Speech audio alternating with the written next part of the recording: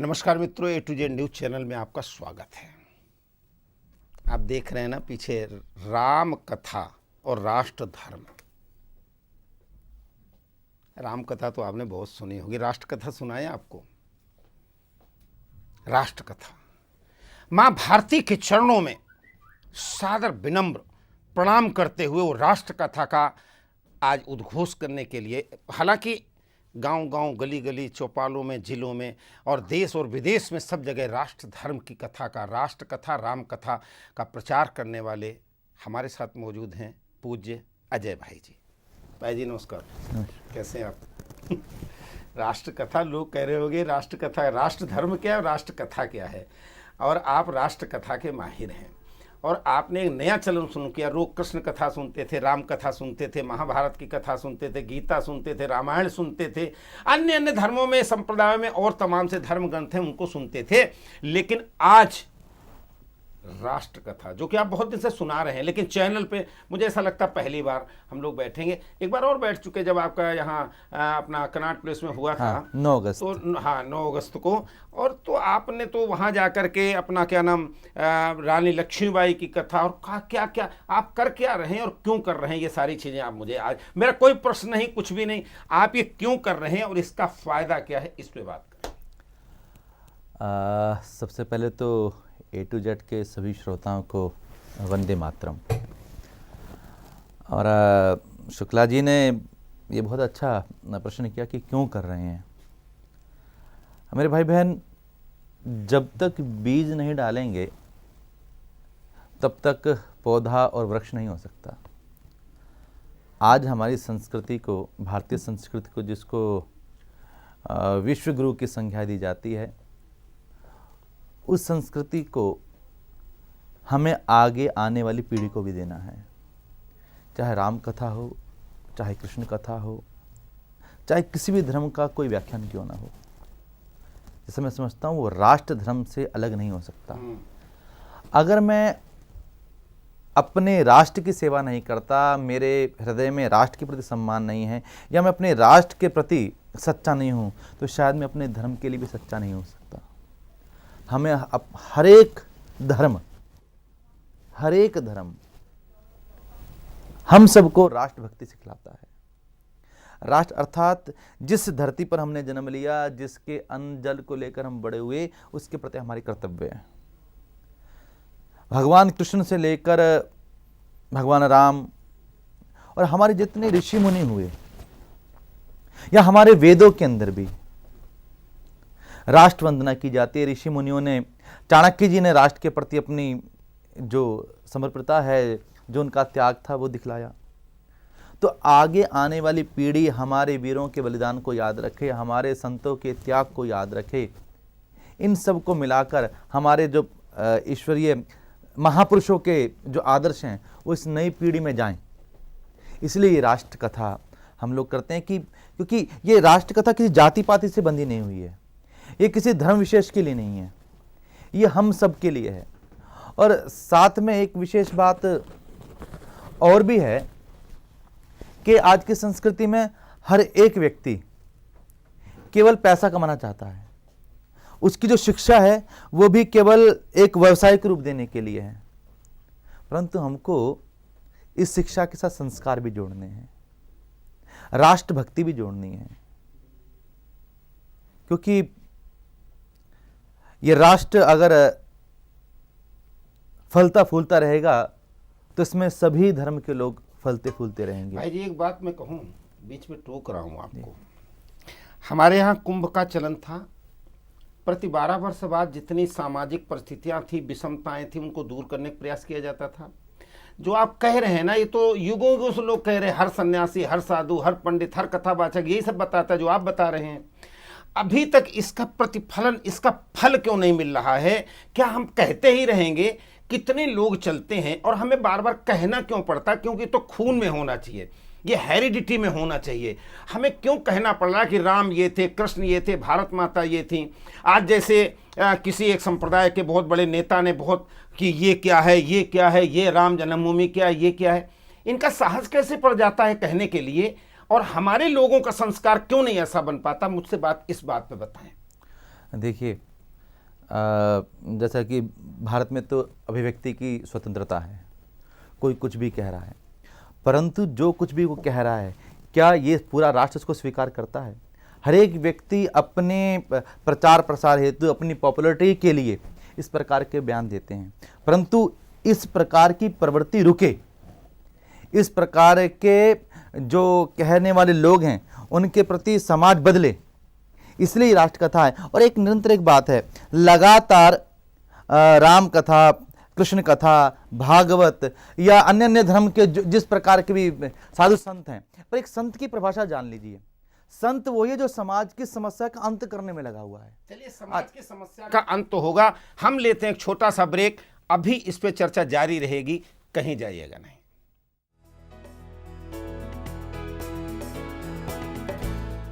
राम राम बोल, राम क्या? राम बोल, भैया आप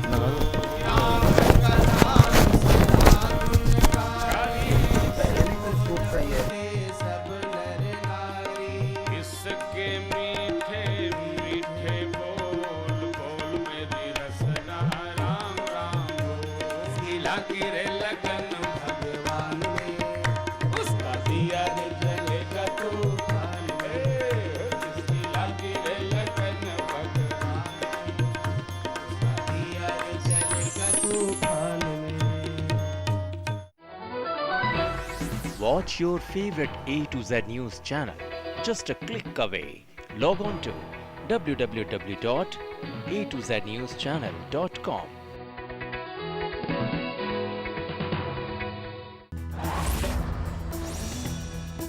नई उम्मीद, नया जोश, जोश मोबाइल।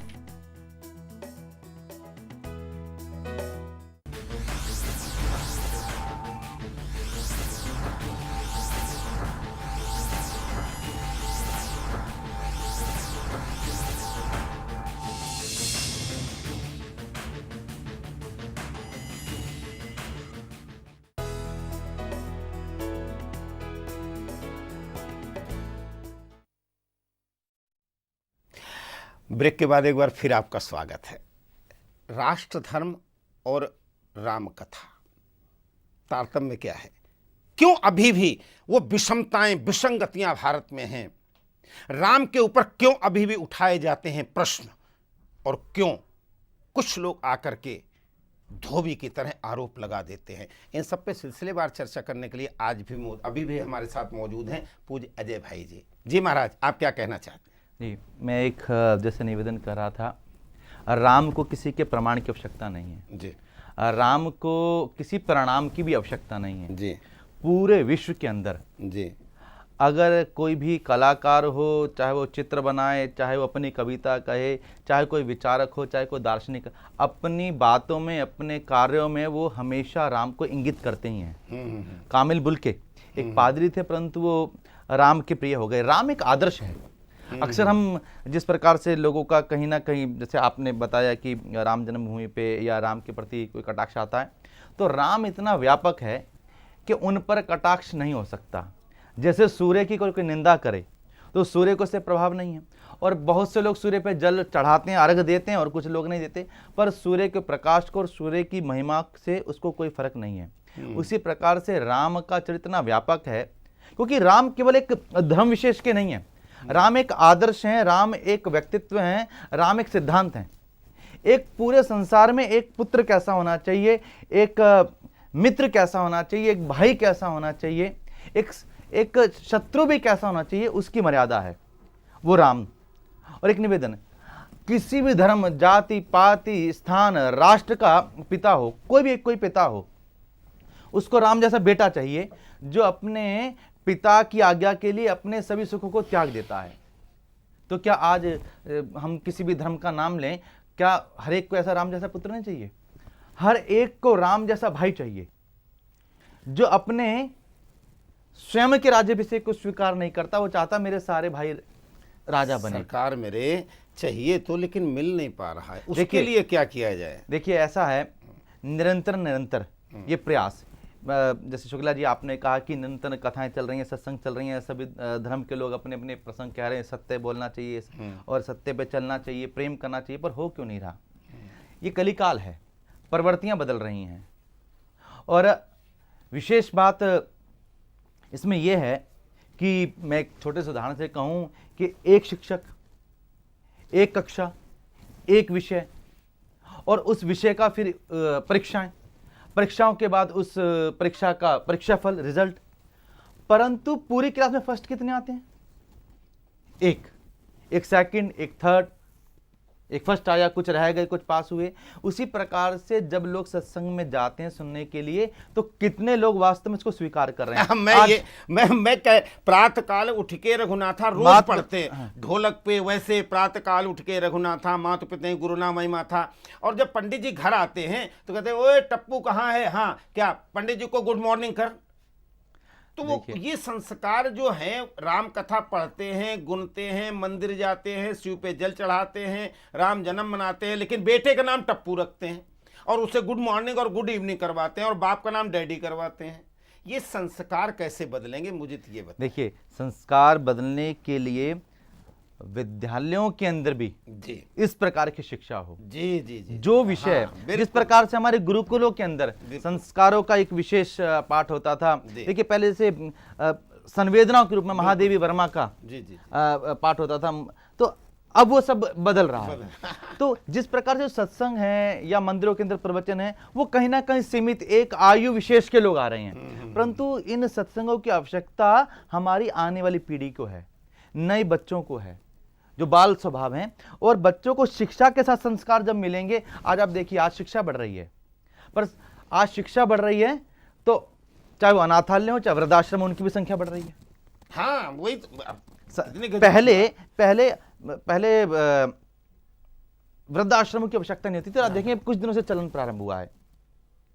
क्या पहले एक माता पिता अपने 4 बच्चों को पाल लेते हैं और 4 बच्चे अपने माता पिता पे ध्यान नहीं पाते? एक छोटा सा बालक, लगभग 10-11 साल उम्र रही होगी, और एक प्रदर्शन में जा रहे हैं, अंग्रेज अफसर ने पकड़ लिया और मारा, लगातार मारा। जब हर एक ब्यात पढ़ता है तो बच्चा भारत माता की जय बोलता है, हर ब्यात पढ़ने पर वंदे मातरम बोलता। अंग्रेज ने पूछा कि कहां का रहने वाला है, कौन है तेरी माता? तो उसने कहा मेरी माता है भारत माता, मैं भारत का रहने वाला हूं। उस बच्चे को इतना मारा कि वो पीठ के बल बच्चा सो नहीं पाया। और उन बच्चे का नाम क्या है? चंद्रशेखर आजाद। गुरु गोविंद सिंह जी महाराज के 4 साहबजादे दीवारों में चिनवा दिए गए। तो ये माता पिता से लेकर प्रारंभ की शिक्षा, आज अब एक 30 साल के व्यक्ति को कथा सत्संग सुनाकर बदलवाना चाहे तो नहीं बदलेगा। बहुत सारी परिपाटी जो अंग्रेजों के समय की थी वो वैसी चली आ रही है, चाहे वो अदालतों की भाषा हो, चाहे वो पुलिस की भाषा हो, और बहुत सारी चीज़ों के अंदर वही भाषा अभी भी चली आ रही, जबकि हम कितनी देर स्वतंत्रता मिले भी, हमें स्वतंत्रता मिलते हुए हमें काफ़ी समय हो चुका है। केवल इतना चाहता हूँ, आप राष्ट्र धर्म कथा करते हैं और जो और लोग हैं वो राष्ट्र की बात नहीं सोचते और राम की बात सोचते और उधर पूर्ति की, कितने पैसे आएंगे, कितनी दक्षिणा मिले, कितना क्या होगा। ऐसे बहुत से लोग, अच्छे लोग हैं अभी भी, लेकिन ऐसे क्या उन लोगों को नहीं चाहिए कि राष्ट्र धर्म की अब आवश्यकता है कि श्री राम कथा के साथ साथ राष्ट्र कथा भी सुनाई जाए? देखिए, हमें तो लगता है कि हमारा हर दिन स्वतंत्रता दिवस, जैसे 15 अगस्त पर आप देखें चौं राष्ट्र के कार्यक्रम होते हैं, कहीं ना कहीं विद्यालयों में या गणतंत्र दिवस पे होते हैं, पर प्रतिदिन हमें राष्ट्र चिंतन की आवश्यकता है, प्रतिदिन। और राष्ट्र चिंतन के लिए राष्ट्र के कानूनों को मानना, राष्ट्र के सिद्धांतों को मानना और राष्ट्र के प्रति अपने कर्तव्य का पालन करना। चाहे जैसे आजकल जैसे जगह जगह हम जब भंडारे लगाते हैं तो हमने विशेषता करी है कि स्वच्छता का उसमें ध्यान दिया जाए, क्योंकि भंडारा लगाने के बाद सब जो उसका पत्तल इत्यादि वो सब कुछ फैल रहा है। तो पर क्या हम समाज के लिए ठीक कर रहे हैं? भंडारा तो लग गया, अच्छी बहुत शुभ बात है, पर उसकी व्यवस्था, उसकी स्वच्छता भी तो हमारा कर्तव्य है। राष्ट्र के लिए कहने से, राष्ट्र के लिए जब हम बात करते हैं तो केवल मेरा बात करना ही नहीं है, उसके प्रति कर्म करना भी है। हमें लगा जैसे हम तीर्थों को जाते हैं, अभी हमने एक कार्यक्रम चलाया हुआ है, अपनी यात्रा हम लेके जाते हैं तो हम राष्ट्र तीर्थों पे लेके जाते हैं। जैसे बाघा बॉर्डर पे हम लोग बाघा बॉर्डर पे गए, और कारगिल में गए, नाथुला बाईपास पे गए, वहां भी कथा की, वहां पे यहाँ से बहुत सारे भक्त गए और वहां पे संकीर्तन हुआ, मेरा रंग दे बसंती चोला। ये क्रांति का फल कब मिले दिखाई पड़ेगा? देखिए, एक निवेदन है जी, हमेशा प्रयास करना चाहिए जी। और उसका फल अवश्य मिलता है। जी। और मुझे अच्छी तरह एक याद है कि हम गाजियाबाद में कथा करने के लिए गए। भरत जी का प्रसंग हुआ। भरत जी का प्रसंग हुआ और प्रसंग को बड़े भावुक रूप से आप जानते हैं कि भरत जी को राम जी ने केवल चरण पादुकाएं दी और विदा कर दिया। एक छोटी सी बात निवेदन करना चाहता हूँ, राम कथा का प्रसंग है, पर उससे क्रांति कैसे हुई, उससे राष्ट्र धर्म कैसे जागृत हुआ, उससे समाज का में क्या फल मिला, वो मैं निवेदन करना चाहता हूँ। मैं एक द्वापर का भाई है दुर्योधन और त्रेता का भाई है भरत। सभी श्रोता ए टू जेड की इस बात को हृदय में धारण करेंगे तो आपके हृदय में भी क्रांति हो सकती है। द्वापर का भाई है दुर्योधन और त्रेता का भाई है भरत। द्वापर का भाई दुर्योधन कहता मैं अपने भाई को हिस्सा नहीं दूंगा तो महाभारत हो जाती है। क्या बात है। और त्रेता का भाई भरत कहता अपने भाई का हिस्सा नहीं लूंगा तो रामायण बन जाती। आज परिवार से लेके विश्व तक हमको महाभारत करनी, रामायण करनी हम पे है। क्या बात है। और जब ये प्रसंग हुआ तो मुझ पे एक सज्जन आए, उन्होंने कहा कि मैं आपसे कुछ बात कहना चाहता हूँ। हमने कहा बोलिए बंधु। उसने कहा जी मैं आज इस गांव में, जिस गांव में हम कथा करने के लिए गए, गांव में आज अपने भाई से मैं बंटवारा करने के लिए आया था, पर आज इस राम कथा को सुनकर मैंने ध्यान कर लिया कि मेरी किस्मत का मुझे भगवान देगा, मैं अब बंटवारा नहीं करूंगा, जो ये कृषि जितनी भूमि है अपने भाई को दे दूंगा। तो ये भावना भी आना, ये एकता की भावना भी आना अगर परिवार से बढ़ेगी तो समाज तक पहुंचेगी। जब व्यक्ति अपनी मैं तक संकुचित हो जाए तो उसमें विकृतियां आती हैं, पर वो अगर मैं से हम तक पहुंच जाए तो विकृतियां शांत हो जाती हैं। इसलिए आज हम कथा के माध्यम से उन छोटी छोटी बातों को अपने जीवन में लेके आए। आज हम राम के भजन तो गाते हैं, पर एक निवेदन है, हम सब लोग गाते हैं बड़े प्रेम से सीताराम सीताराम सीताराम कहिए और जाहे विधि राखे राम ताहि विधि रहिए, पर क्या हम इस दो पंक्तियों पर अपने जीवन को चला सकते हैं? आज हमारी जो भक्ति है वो कहीं ना कहीं मनोकामना बन चुकी है, एक डिमांड बन चुकी है कि हमारा ये काम हो जाए तो फिर हम आपके लिए करें, हनुमान जी मेरा ये काम हो जाए तो आपकी समामनी करें, माँ मुरादे पूरी कर दे हलवा बांटूंगी। हर एक चीज पर हम सब लोग भगवान से डिमांड कर रहे हैं। और पहले जहां भक्त त्याग कर कर भगवान के लिए आते थे, बलि ने गुरु को छोड़ा, प्रहलाद ने पिता को छोड़ा, मीरा ने महलों को छोड़ा, विभीषण ने भाई को छोड़ा, आज तुम सब कुछ प्राप्ति के लिए भगवान के पास जा रहे हैं। तो जिस प्रकार से हम कह रहे हैं कि जगह जगह इतने बड़े आयोजन हो रहे हैं, वो आयोजन तो हो रहे हैं, पर कहीं ना कहीं श्रोता केवल मनोकामना के लिए आ रहे हैं। मनोकामना पूरी कैसे होगी इस पर हम चर्चा करेंगे। अभी लेते हैं छोटा सा ब्रेक, कहीं जाइएगा नहीं।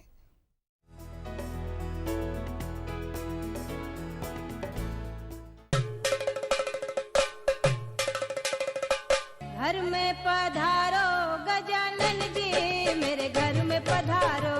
घर में पधारो गजानन जी, मेरे घर में पधारो। रिद्धि सिद्धि लेके आओ गणराजा, मेरे घर में पधारो।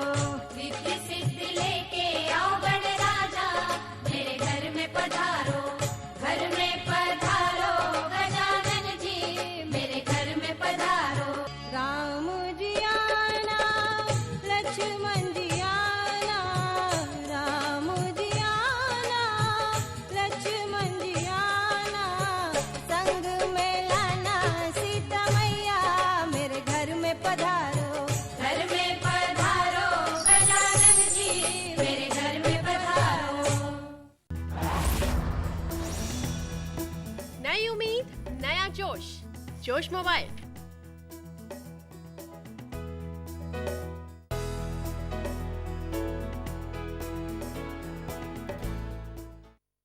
ब्रेक के बाद एक बार फिर आपका स्वागत है। महाराज जी के पास चलते हैं और पूछते हैं उन्होंने क्या किया और क्या करना है, और साथ ही राष्ट्र धर्म है ना, तो कोई दो लाइनें आप सुनेंगे ना, आनंद आ जाएगा। और आपको कल मैं जो भक्ति भावना माँ भगवती की अर्चना वंदना से गुंचित जो सीडी है वो कल मैं आपको दिखाऊंगा। लेकिन आज तो महाराज जी क्या आपका ट्रस्ट है और क्या उद्देश्य बनाया है, जीवन का उद्देश्य क्या रखा है और क्या करना चाहते, इस पे थोड़ा सा प्रकाश डालें। देखिए, जैसा निवेदन है कि जब भी कुछ व्यक्ति प्रारंभ करता है तो कुछ कुटुंब लेके चलना होता है। तो त्रिवेणी सेवा मिशन की त्रिवेणी सेवा मिशन त्रिवेणी सेवा रजिस्टर्ड है ये? हाँ जी, हाँ। अच्छा जी। और त्रिवेणी सेवा मिशन की स्थापना की गई और जिसके अंदर हम लोगों को लक्ष्य है कि हम लोग विश्व रामायण धाम, ATG वगैरह मिला हुआ है ना इसको? जी जी हाँ जी, जी। तो विश्व रामायण धाम की स्थापना करें जहाँ राम रामायण जुड़े हर चीज़ एक जगह हो। और एक निवेदन, वो जो विश्व रामायण धाम है उसका नाम है राष्ट्र मंदिर, क्या बात, जहाँ पर हम अपने राम दरबार को देखेंगे, वहीं पर भव्य भारत माता का मंदिर क्या बात है। कि बच्चा राम दरबार पे कर प्रणाम करे, माँ शेरावाली पे आकर जय माता की बोले, तो भारत माता के सामने आकर भी वंदे मातरम बोले। क्या बात। तो एक सुंदर कल्पना है कि एक तरफ धर्म ध्वजा लगी होगी और दूसरी तरफ राष्ट्र की ध्वजा लगी होगी, जहाँ पर एक तरफ अमर जवान ज्योति जागृत होगी, वहीं पे अपने संतों को भी समर्पित एक ज्योत जागृत होगी। धर्म को राष्ट्र से अलग करके नहीं देखा जा सकता, और धर्म और राष्ट्र अलग है भी नहीं। देखिए, एक परिवार में बालक होते हैं, 2 भाई 2 बहनें, उनके नाम अलग अलग हो सकते हैं, उनके विचार अलग अलग हो सकते हैं, पर माता पिता एक हैं। उसी प्रकार से इस देश में अनेक धर्म के लोग, अनेक जाति के लोग, अनेक वर्ण के लोग हैं। जितनी विविधता इस भारतवर्ष में शायद पूरे विश्व में कहीं पे नहीं है। चलिए, मेरे पास समय की बहुत कमी है, समय कैसे बीत गया कुछ पता नहीं। 2 लाइनें कोई कुछ किसी की भी जो राष्ट्र धर्म से प्रेरित हों वो। हाँ, मैं 2 लाइनें कहूँगा। अंडमान निकोबार की सेलूर जेल के अंदर एक सैनिक, एक स्वतंत्रता सेनानी को फांसी लगनी है, पर उससे ठीक संध्या के समय उन्होंने एक हम सब के लिए एक चिट्ठी लिखी। क्या बात, वीर सावरकर जी ने? नहीं, वीर सावरकर जी नहीं, वीर सावरकर। हम लोग, मैं आपको निवेदन कि हम अंडमान के अंदर भी सत्संग करने के लिए गए। 4 जुलाई 1911 में किया। 4 जुलाई 1911 में वीर सावरकर जी अंडमान की जेल में पहुंचे थे। जी जी जी। तो ये 2011, 4 जुलाई 2011 के अंदर जो उनको 100 वर्ष पूरे हुए, तो किसी ने कोई विशेष गौर नहीं दिया, पर जब हमको पता लगा तो हम वीर सावरकर जी को श्रद्धांजलि देने के लिए अंडमान की जेल में गए। पूरे अंडमान में तिरंगे लेकर यात्रा की गई। और वहीं पर हमें एक पुस्तक प्राप्त हुई, शहीदों के गीत। जी जी। तो उसके शहीदों के पत्र, तो उसको उन कविता को मैं एक छोटे से लाइनों में कहना चाह रहा हूँ। जी जी। और गाकर नहीं, मैं आपको समझाकर कहता हूँ जिससे आपको समझ सके। उस क्रांतिकार ने, जिसको अगले दिन फांसी होनी है, नाम राम सिंह, उन्होंने हम सब के लिए एक पत्र लिखा, आपके लिए भी। श्रोता जो भी देख रहे हैं, मैं आपको भी कर रहा हूँ, आपके लिए, मेरे लिए, हम सब के लिए। शुक्ला जी, एक उस शहीद ने पत्र लिखा भारत माता की तरफ से कि मेरे बेटों को ये पैगाम दे देना जरा बेटा, मेरे बेटों को ये पैगाम दे देना जरा बेटा, मर मिटो देश की खातिर मेरे लखते जिगर बेटा। क्या सुना है सिंहनी, सुना है शेरनी, एक शेर जनकर सुख से सोती है, और करोड़ों बेटों के होते बड़ा दुख पा रही बेटा। क्या मेरे बेटों को ये पैगाम दे देना जरा बेटा। और वास्तव में आज देश की संख्या 100 करोड़ से ज़्यादा हो चुकी है, पर भारत माता की क्या की स्थिति है हम सब लोग अच्छी तरह जानते हैं। इसलिए मेरे भाई बहन, राष्ट्र धर्म जिसमें हमारे कर्तव्य, हम अधिकारों की बात से ज़्यादा अपने कर्तव्यों की बात करें।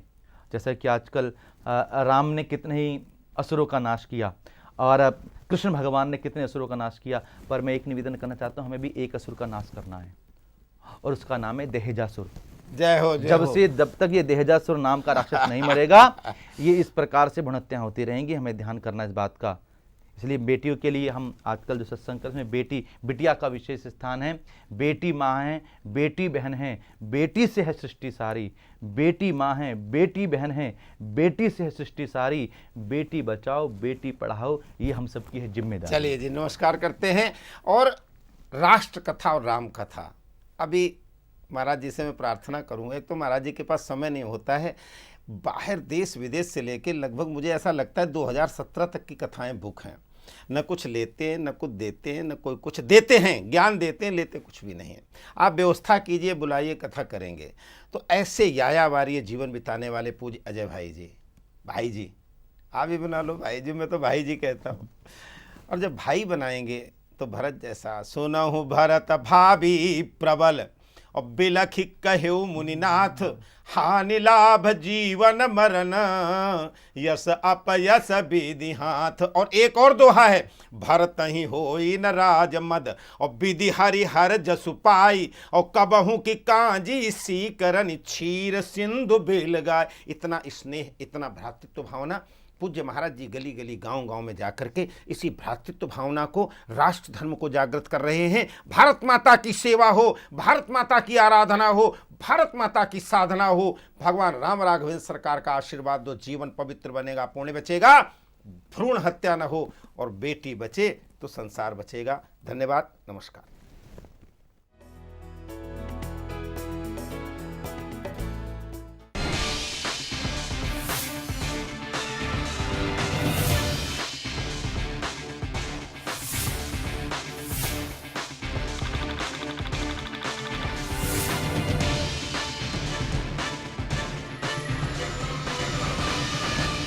Thank you.